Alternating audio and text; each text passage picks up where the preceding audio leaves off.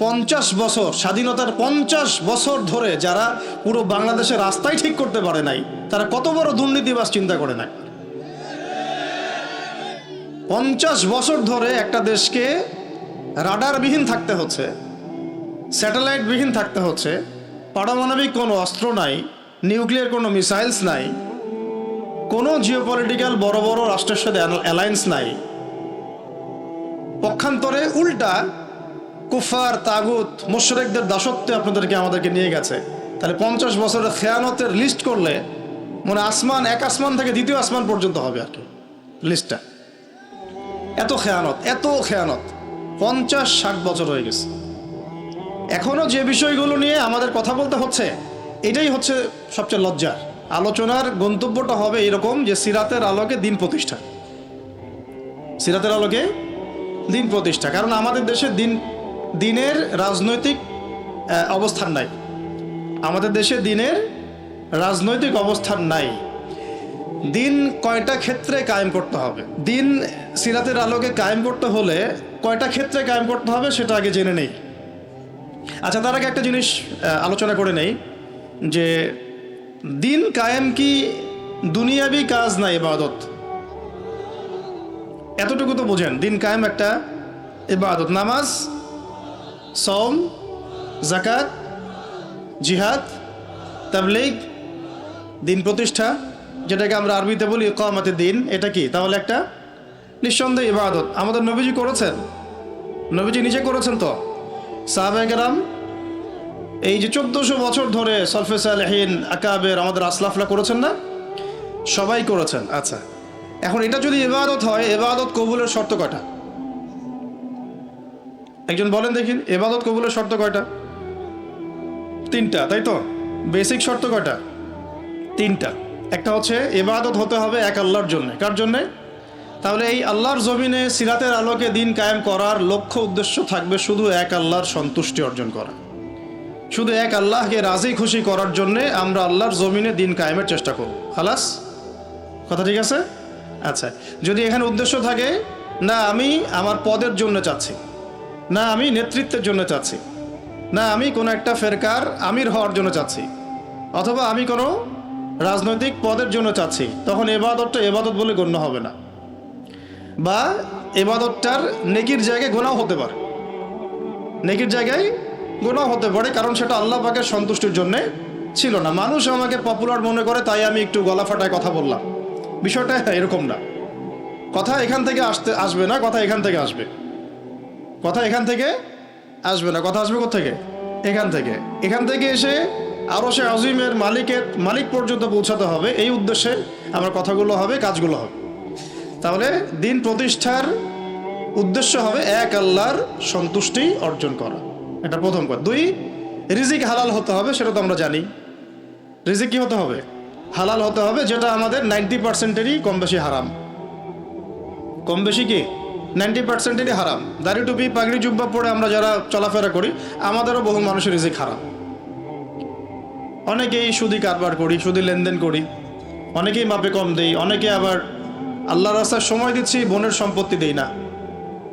অনেকে দেখা যায় মাল সিন্ডিকেট করি, দাড়িওয়ালা লোক ফার্ম ঘাটে বসে ব্যবসা করছে, মাপে কম দিচ্ছে। দাড়িওয়ালা লোক যাত্রাবাড়িতে তার একটা গোডাউন আছে, সেখানে সে পণ্য মজুত করছে, সিন্ডিকেট করে দাম বাড়াচ্ছে। রিজিকটা কি হালাল হলো না হারাম হলো? তো রিজিক হালাল হওয়াটা এত কঠিন শর্ত, যেটা এই যুগে আসলে উতরে ওঠা খুব কঠিন। এই কারণে বহু কিছু হচ্ছে, আবেগ অনেক কিছু হচ্ছে, বড় বড় অনেক লেকচার আমরা দিচ্ছি ঠিকই, বাস্তবতা আসছে না। বাস্তবতা হচ্ছে যে আমরা সোশ্যাল, রাজনৈতিক, অর্থনৈতিক বিভিন্ন জায়গায় এখন পর্যন্ত ওই শক্তি অর্জন করতে পারি নাই যে শক্তি ওমর রাদিয়াল্লাহু আনহুর সময় আমাদের ছিল। এটা তো বাস্তবতা। কিন্তু মাঠে ময়দানে আমাদের কথা হচ্ছে মাশাআল্লাহ, অনেক বড় বড় কথা আমরা বলছি, অনেক সময় শোডাউন করে জনবল দিয়ে বা স্লোগান দিয়ে মনে করছি যে আমরা অনেক কিছু করে ফেলেছি, কিন্তু বাস্তবতাটা এমন না। বাস্তবতা অনেক অনেক অনেক বেশি খারাপ, যেটা আমরা চাই এই খারাপ অবস্থাটা দূর হোক, এই জন্যে আলোচনাগুলো আসা উচিত। বাস্তবতা হচ্ছে আবেগ দিয়ে দিন প্রতিষ্ঠা হবে না। আবেগের দরকার আছে, তবে আবেগের উপরে বিবেককে স্থান দিতে হবে এবং খুব ডিপ্লোম্যাটিক হতে হবে, বাস্তবতা বুঝতে হবে, প্রজ্ঞা হিকমার সাথে আমাদেরকে আগাতে হবে। অনেক সময় মনে হচ্ছে আমাদের সংখ্যা অনেক কোটি কোটি, 12 কোটি 14 কোটি। আসল যুদ্ধক্ষেত্রেই দেখা যাবে আসলে আমাদের সংখ্যা আসলেই কত। ঠিক আছে, তো মূল জায়গায় আসি। আবার আমি একটু ভিতরে চলে যাচ্ছি যে আমরা যদি একটা কাজকে ইবাদত মনে করি, সেই কাজটা ইবাদত হিসেবে গণ্য হওয়ার জন্যও 3টা শর্ত আমাকে পূরণ করতে হচ্ছে। আল্লাহ পাকের সন্তুষ্টির জন্যে, 2 হচ্ছে সেই কাজটা করতে গিয়ে, আমার ইবাদত করতে গিয়ে আমার রিজিকটা অবশ্যই হালাল হতে হবে। এই দুটোতেই আমরা আটকে গেছি। কিন্তু কারাগারে আমাদের ওলামায়ে কেরামগণ বসেছিলেন, তারা আলোচনা করছিলেন যে আমরা সবাই এক সেলে বসে আছি, আসলে কি সমস্যা। সবাই সমস্যা নিয়ে মোজাকারা করছেন আর কি, সমস্যাটা কি হলো। তো নাম বলতে চাচ্ছি না, আমাদের অনেক শ্রদ্ধেয় ওলামায়ে কেরাম তাদের অনেকেই বলেছিলেন যে মনে হয় ইখলাস ঠিক নাই, মনে হয় ইখলাস ঠিক নাই। হ্যাঁ, যদি ইখলাস ঠিক না থাকে কাজে বরকত আসবে না। ইখলাস কি? শুধু আল্লাহর জন্য করব, যাই করি শুধু আল্লাহর জন্য করব, মানুষকে দেখানোর জন্য না, জনপ্রিয়তা পাওয়ার জন্য না, মানুষের বাহবার জন্য না। এমনকি আমি যদি চাই বাংলাদেশের শরিয়া আইন কায়েম হোক, সেটা চাবো আল্লাহর জন্যে, আমি ক্ষমতায় গিয়ে কায়েম করবো এই জন্য না। এটা আল্লাহ পাক XYZ যে কাউকে দিয়ে করাইতে পারেন। সেটা আমি হইতে পারি, আপনি হইতে পারেন, যে কেউ হতে পারে। কিন্তু আমি চাচ্ছি শরিয়া আইন বাস্তবায়িত হোক। যদি আমি এভাবে চিন্তা করি যে না, আমাকে যেতে হবেই, আমি সেই কাজ করব, আমারই ক্ষমতা দরকার, তাহলে এটা হবে দুনিয়ার জন্য কাজ করা, আমি আমার ক্ষমতার জন্য করছি। তো মূল বিষয়টা হচ্ছে সাহাবায়ে কেরাম রাদিয়াল্লাহু আনহুম আজমাইন, তারা নিজেরা দায়িত্ব এড়িয়ে যেতেন, মানুষ জোর করে তাদেরকে দায়িত্ব দিতেন। এর ফলে কাজে বরকত হতো, ইখলাস ঠিক থাকতো। তারা দিনের বেলা ঘোড়সাওয়ার থাকতেন, রাতের বেলা দরবেশ থাকতেন। এই জন্যই দেখা যায় যে উমর রাদিয়াল্লাহু আনহুর খেলাফতের সময় একটা বকরির বাচ্চাও না খেয়ে মারা যায় নাই। সুবহানাল্লাহ। আর একটু আগে তো আপনাদেরকে একটা এক্সাম্পল দিলাম যে আপনাদের 3 বারের রাস্তাঘাটের কি অবস্থা। তাহলে 50 বছর, স্বাধীনতার 50 বছর ধরে যারা পুরো বাংলাদেশের রাস্তাই ঠিক করতে পারে নাই, তারা কত বড় দুর্নীতিবাজ চিন্তা করে নাই। 50 বছর ধরে একটা দেশকে রাডারবিহীন থাকতে হচ্ছে, স্যাটেলাইটবিহীন থাকতে হচ্ছে, পারমাণবিক কোনো অস্ত্র নাই, নিউক্লিয়ার কোনো মিসাইলস নাই, কোনো জিওপলিটিক্যাল বড় বড় রাষ্ট্রের সাথে অ্যালায়েন্স নাই। পক্ষান্তরে উল্টা কুফার, তাগুত, মুশরিকদের দাসত্বে আমাদেরকে নিয়ে গেছে। তাহলে 50 বছরের খেয়ানতের লিস্ট করলে মানে এক আসমান থেকে দ্বিতীয় আসমান পর্যন্ত হবে আর কি লিস্টটা। এত খেয়ানত 50-60 বছর হয়ে গেছে। এখনো যে বিষয়গুলো নিয়ে আমাদের কথা বলতে হচ্ছে, এটাই হচ্ছে সবচেয়ে লজ্জার। এই বিগত স্বাধীনতার 50 বছরে আমাদের এমন একটা জেনারেশন রেডিমেড পাওয়া উচিত ছিল, যাদের ঘরে ঘরে আলেম, ঘরে ঘরে হাফেজ। এখন ঘরে ঘরে খুঁজলেও, বোম মারলেও আলেম বের হয় না, ঘরে ঘরে খুঁজে ছান মারলে একটা করে হাফেজ বের হয় না, আলেম বের হয় না। ঘরে ঘরে ছান মারলে যে কোনো একটা টিকটকার ঠিকই বের হয়।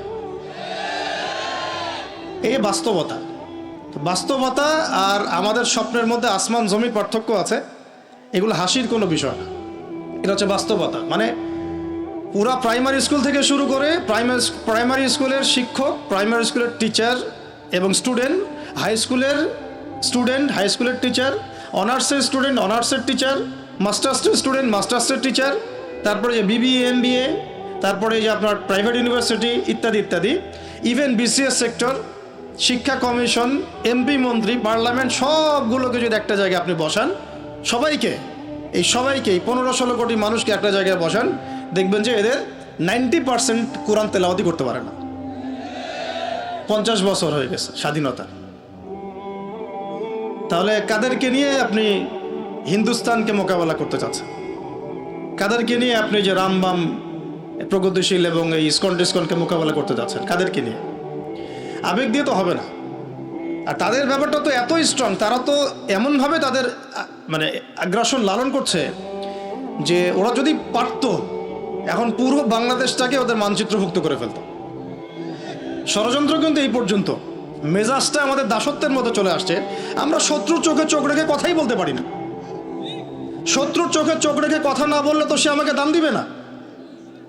কই, সে তো চায়নার সাথে এসব ডিল করতে পারে না, সে তো ইভেন পাকিস্তানের সাথেও তো পারে না। পাকিস্তানে কি খুব মুসলিমদের ঐক্য আছে নাকি? না, নাই তো। ওর ইন্টারনাল অবস্থা তো আমাদের চেয়ে অনেক সময় খারাপ। কয়েকটা পারমাণবিক বোম আছে, এই কারণে তার দিকে তাকাতে পারে না। স্বাধীনতার 50 বছরে কয়টা মিসাইল তৈরি করলেন? একটাও তো তৈরি করার ফিকির করলেন। তাহলে বিগত 50 বছরের ইতিহাস যদি আমরা ঘাঁটি, তাহলে দেখব যে যত রকমের মানব রচিত তন্ত্রমন্ত্র আছে, এই তথাকথিত গণতন্ত্রই বলেন, আর এই জাতীয়তাবাদের কথাই বলেন, আর এই তথাকথিত ধর্মনিরপেক্ষতাবাদ, আর এই কমিউনিজম যা আছে সব ফেল করেছে। পশ্চিমা সব মতবাদ এখানে এমনভাবে ফেল করেছে যেটা ইতিহাসে বিরল। তাহলে একটা মাত্র পথ আপনাদের সামনে এখন খোলা আছে, যেই পথ দিয়ে এই সমস্ত সমস্যার সলিউশন আনা সম্ভব। সেই পথটাই হচ্ছে ওই যে লেখা আছে, সিরার আলোকে উম্মার সংকট নিরসন করা। ওই সিরাতের আলোকে যদি উম্মার সংকট নিরসন করতে না পারি, আর কোনো রাস্তা আমাদের সামনে খোলা নাই। দিন কায়েমের শর্ত 3টা বলেছেন না? 3 নম্বর শর্তটাই হচ্ছে এটা যদি ইবাদত হয়, দিন কায়েম যদি একটা ইবাদত হয়ে থাকে, তাহলে সেই ইবাদত কবুল হবে শুধু একজন ব্যক্তির তরিকায়। কার তরিকায়? মুহাম্মদ রাসূলুল্লাহ সাল্লাল্লাহু আলাইহি ওয়াসাল্লামের তরিকায়। ইবাদত হতে হবে এক আল্লাহর জন্যে, হালাল রিজিক থাকতে হবে, এবং তরিকা হতে হবে কার? মুহাম্মদ রাসূলুল্লাহ সাল্লাল্লাহু আলাইহি ওয়াসাল্লাম। তো মুহাম্মদ সাল্লাল্লাহু আলাইহি ওয়াসাল্লামের তরিকাই হচ্ছে সিরাত, যেটার মধ্য দিয়ে আমরা দিন কায়েম করবো ইনশাআল্লাহ। আর কোনো রাস্তা খোলা নাই। যত তন্ত্রমন্ত্র নিয়ে আসো, যত তন্ত্রমন্ত্র, এখন তো 4টা-5টা আছে, আরও যদি নতুন কোনো তন্ত্রমন্ত্র নিয়ে আসে, তারপরেও এই জাতির মুক্তির কোনো পথ নাই সিরাত ছাড়া। এখন আমাদেরকে আগে সিরাত পড়তে হবে ভাই, সবাইকে আগে সিরাতটা পড়তে হবে।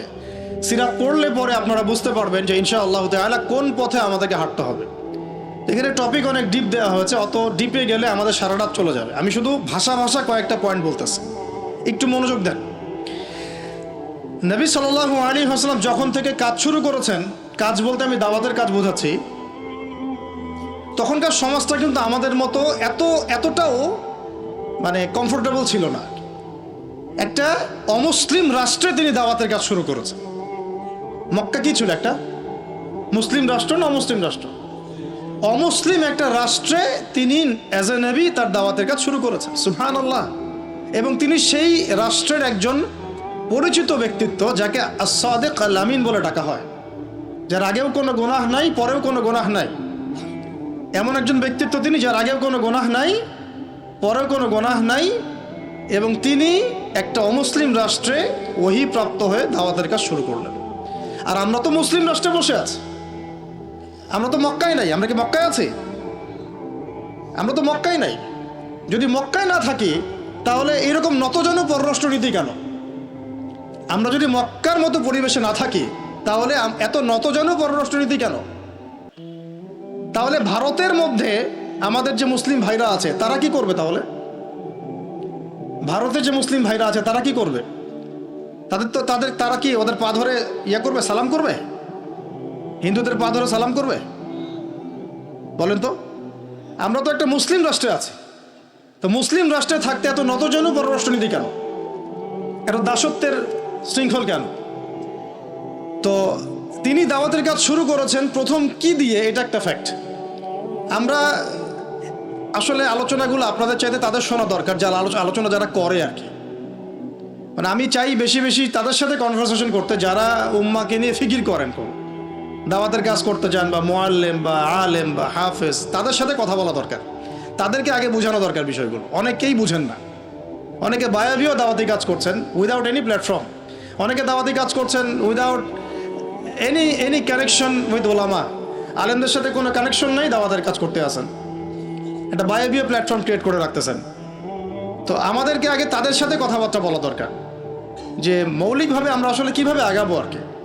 প্র্যাকটিক্যাল কথায় আসেন। এই যে আমরা এতগুলো কথা বলছি না, আমি আপনাদেরকে পুরা পথ ও পদ্ধতি এখানে গিলায় খাওয়াই দিতে পারবো, কিন্তু বিশ্বাস করেন, গিলে খাওয়ার পরে আপনি কিছুই করতে পারবেন না। কেন পারবেন না? আপনার কোনো অ্যাসোসিয়েশন নাই, কোনো ফাউন্ডেশন নাই, কোনো সংগঠন নাই, কোনো রাজনৈতিক ক্ষমতা নাই, কোনো রাজনৈতিক দলও নাই, রাজনৈতিক কোনো অ্যাপ্রোচও নাই। কিন্তু একটা সেকুলার রাজনৈতিক দল আপনার চেয়ে ভালো ফিল্ড ওয়ার্ক করতে পারবে, কারণ তার চেইন অফ কমান্ড আছে। আমাদের তাওহীদপন্থীদের কোনো চেইন অফ কমান্ডই নাই। বলে আসতেছি বিগত 5 বছর 10 বছর থেকে একই বয়ান, মাথায় ঢুকে না জিনিসটা যে চেইন অফ কমান্ড বলে একটা কিছু আছে। যেখানে একজন আমির নাই, যেখানে একজন ইমারা নাই, একটা আমির নাই, আসসামউ ওয়া তাআ নাই, বায়আ নাই, যেখানে শুনলাম মানলাম আনুগত্য করলাম, আমির মামুর জামা ইমারা এগুলো নাই, সেখানে তো চেইন অফ কমান্ড আসবে না। তাবলিগ জামাত কাজ করছে না? করছে কি না? একটা শুরা পর্ষদ আছে না, শুরায় নেজামি আছে না, আমির আছে না, কাজ করতেছে, ফলাফল পাচ্ছে মাশাআল্লাহ। জামাত ইসলাম কাজ করছে না? একটা চেইন অফ কমান্ড আছে, প্রত্যেকটা জেলায় জেলায় শাখা আছে, তারা তাদের উপরের লেভেল থেকে কোনো ডিরেকশন আসলে সেটাকে রুট লেভেলে বাস্তবায়ন করছে। হেফাজত ইসলাম তো আসলে কোনো রাজনৈতিক ব্যাকগ্রাউন্ড থেকে আসে নাই, এটা এসেছে, আপনারা তো জানেন হিস্ট্রি, কোন প্রেক্ষাপটে এটা তৈরি হয়েছে, শাপলা চত্বরে ঘটনা, তাই না? আর জামাত ইসলাম, আর কথা হচ্ছে যে আমাদের তো মানে পৃথক পৃথক প্ল্যাটফর্মগুলোর মধ্যে একটা ঐক্যবদ্ধ সমন্বয় সবার আগে দরকার, তারপরে আমাদের একটা বৃহত্তর চেইন অফ কমান্ড দরকার। তখন কি হতো যে উপর থেকে একটা কিছু ছেড়ে দিলে একদম নিচ পর্যন্ত আসতে সময় লাগতো না।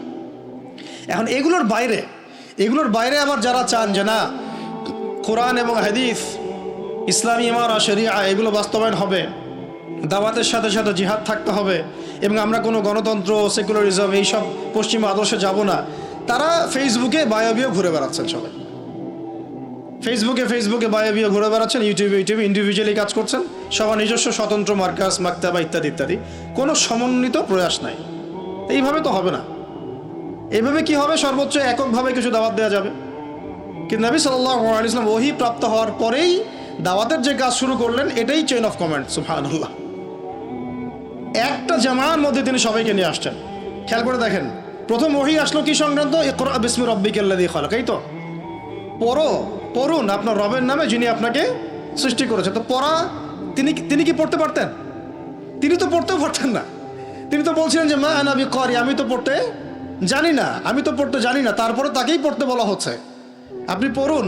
কারণ এই জ্ঞানতাত্ত্বিক রেভলিউশন ব্যতীত সমাজ সংস্কার সম্ভব না। এখন আমরা সমাজ সংস্কার সবাই করতে চাচ্ছি, কম বেশি সবার জায়গা থেকে, পড়াশোনা কেউ করতে চায় না।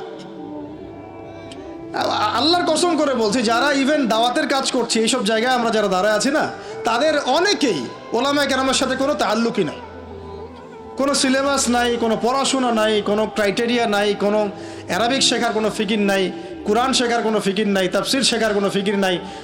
আমি দাওয়াতের কাজ করতেছি, সুবহানাল্লাহ, মানুষ আমাকে সেলিব্রিটি মনে করে, দ্যাটস অল। এভাবে হয়? এভাবে কি দাওয়াতের কাজ হয়? অথচ নবী সাল্লাল্লাহু আলাইহি ওয়াসাল্লামকে আল্লাহ পাক পড়তে বলছেন। তাহলে প্রথম দরকার আমাদের জ্ঞানতাত্ত্বিক রেভলিউশন, যেটা বললাম যে বিগত 50 বছরে অলরেডি আমাদের ঘরে ঘরে একজন করে আলেম, একজন করে হাফেজ থাকা উচিত ছিল। এটা বিগত 50 বছরের শিক্ষা সিস্টেমটা এমনভাবে সাজানো হয়েছিল যেটা একটা ধর্ম নিরপেক্ষ শিক্ষা সিস্টেম। এটা এই যে একটা ছেলে বসে আছে 30 বছর বয়স, ওর তো অধিকার ছিল যে সে এসএসসি, এইচএসসি, অনার্স মাস্টার্স লেভেলে এসে কোরআনের অর্থ করার যোগ্যতা অর্জন করবে। এটা তার রাইটস ছিল অ্যাজ এ মুসলিম কান্ট্রির একজন সিভিলিয়ান হিসাবে। তার রাইটস ছিল এটা, যে আমি একজন মুসলিম কান্ট্রির সিভিলিয়ান, আমার রাইটস আছে স্কুলে গিয়ে কোরআন শেখার, কলেজে গিয়ে কোরআনের তাফসীর শেখার, অনার্স লেভেলে গিয়ে হাদিস পড়তে শেখার, হাদিসের মুতাআলা করার। ইভেন সে মাস্টার্সের পরে ইফতা দেওয়ার মতো যোগ্যতা অর্জন করতে পারতো যদি শিক্ষা সিস্টেমটার মধ্যে সমন্বয় থাকতো। কিচ্ছু করা হয় না এইসব লেভেলে। 50 বছর ধরে এই জাতিকে শিক্ষার অন্ধকারে রাখা হয়েছে।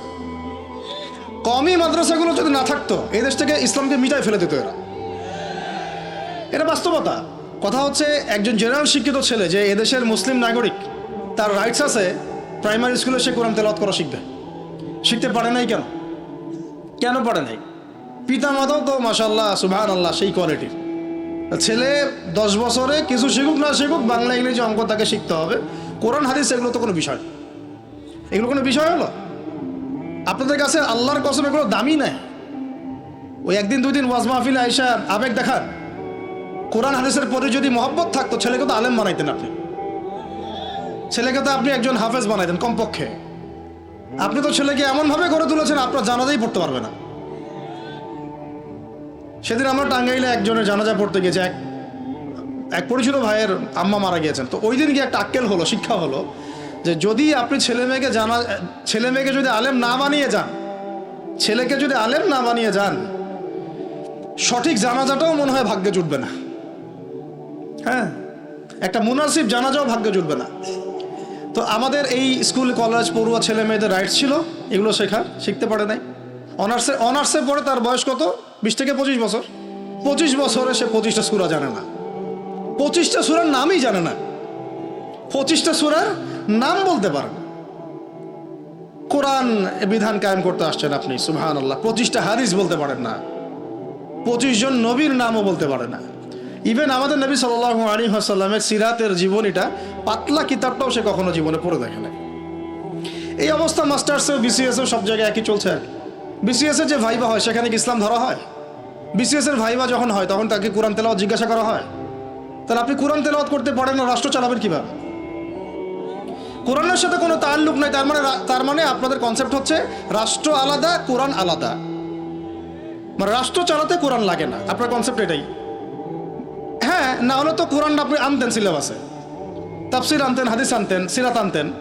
আপনার কনসেপ্ট হচ্ছে রাষ্ট্র আলাদা, কোরআন আলাদা, হাদিস আলাদা, এগুলো পড়াশোনা আলাদা, ব্যাংকিং সিস্টেম, ইকোনমিক্স আলাদা, ইসলাম আলাদা, তাই না?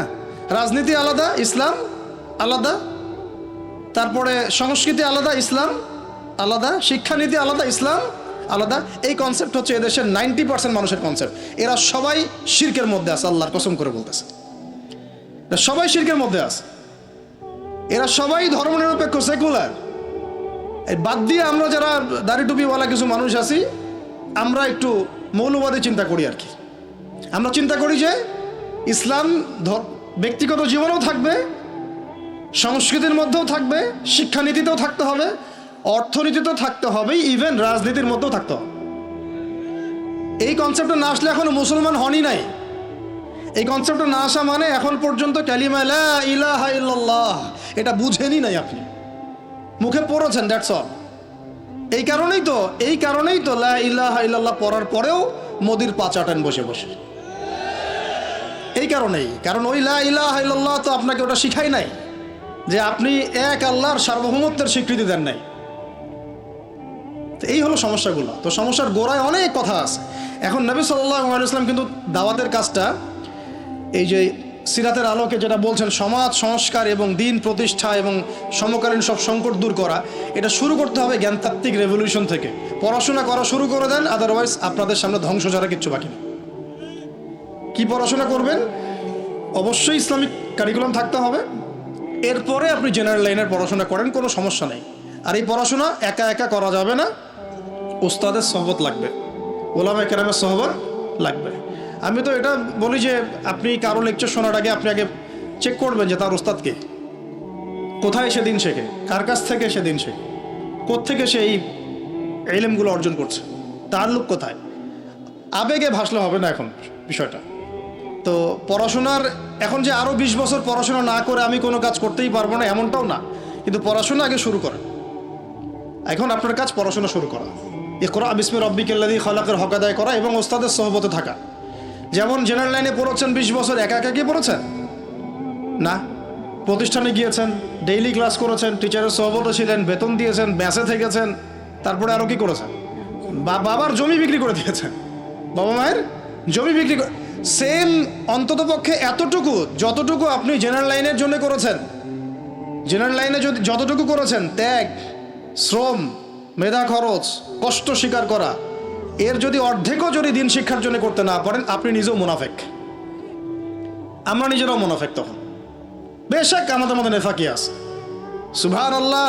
আপনি একটা ডিগ্রির জন্য একেবারে 20 বছর ঢালতে পারেন, 20 কোটি টাকা ঢালতে পারেন, বাপের জমি বিক্রি করতে পারেন, মেসে থাকতে পারেন, ঢাকা বিশ্ববিদ্যালয়ের সেই লাইফ লিড করতে পারেন, এক বিছানায় 2 জন থাকি, ফ্লোরের মধ্যে ফ্লোরিং করে থাকা, হ্যাঁ, হাজার হাজার লাখ লাখ টাকা খরচ করা, কষ্ট করে সকালে ওঠা, রাত জাগা, পড়া, পরীক্ষা দেওয়া, অ্যাসাইনমেন্ট, কত কি। আমি তো জানি এগুলো, আপনারা তো অনেকে না জানেন, আমি তো জানি, আমরা তো ইউনিভার্সিটিতে পড়েছি। এই পরিশ্রমগুলো আপনি করছেন অনলি ফর একটা সার্টিফিকেট আর একটা চাকরির জন্যে, আর এর 10% কেন 5% আপনি করতে চান না দিনী শিক্ষার জন্যে। তো আমি মুনাফেক না হলে এই পৃথিবীতে আর মুনাফেক কে আছে? তো এই মুনাফেকদেরকে দিয়ে আপনি দিন কায়েম করবেন নাকি? শোনেন, আবেগ দিয়ে বিপ্লব হয়, আবেগ দিয়ে কি হয়? আবেগ দিয়ে বিপ্লব হতে পারে, আবেগ দিয়ে শরিয়া খিলাফা কায়েম হয় না। আবেগই হয়ে একটা বিপ্লব হতে পারে, কিন্তু আবেগ দিয়ে শুধু আবেগ দিয়ে শরিয়া খিলাফা কায়েম হবে না। শরিয়া খিলাফা কায়েম হয়েছে কাদের হাতে? সাহাবীদের হাতে। কাদের হাতে? আমাদের জিন্দেগি যখন সাহাবিওয়ালা হবে তখন শরিয়া কায়েম হবে। পড়াশোনা করে না, সাহাবিওয়ালা জিন্দেগি কিভাবে যাপন করবে? ওলামায়ে কেরামের সাথে তাআল্লুক নাই, সাহাবিওয়ালা জীবন কিভাবে যাপন করবে? নামাজের ঠিক নাই, সাহাবিওয়ালা জীবন হইল কিভাবে? কোরআন তেলাওয়াত করতে পারেন না, সাহাবিওয়ালা জীবন হইল? দিনের জন্য আমর বিল মারুফ নাহি আনিল মুনকারের কাজ নাই, ওই যোগ্যতাও নাই, তাহলে সাহাবিওয়ালা জীবন হইল কি? চেহারা সুরতের মধ্যে ইসলাম নাই, সুন্নতের প্রতি পাবন্দি নাই, সাহাবিওয়ালা জিন্দেগি হলো কি? সাহাবিদের হাতে বদর যুদ্ধ হয়েছে, জয়লাভ করেছে। উহুদ প্রায় জিতেইছি, এটা জিতেই বলা যায়, সাময়িক বিপর্যয় হয়েছে। খন্দক, খায়বার, মুতায়ার মুখ কাঁপিয়ে দিয়েছে কারা? সাহাবিরা। তো সাহাবিওয়ালা ইমান, সাহাবিওয়ালা আমল, সাহাবিওয়ালা আখলাক, সাহাবিওয়ালা মেহনত হলে পরে বাংলার মাটিতে দিন কায়েম হবে। না হওয়া পর্যন্ত এই লাভঝাপ করতে থাকা, আজকে এই বিষয় কালকে ওই বিষয়, আজকে এই ইস্যু কালকে এই ইস্যু, এগুলোই চলতে থাকবে। আমরা এটা চাই না।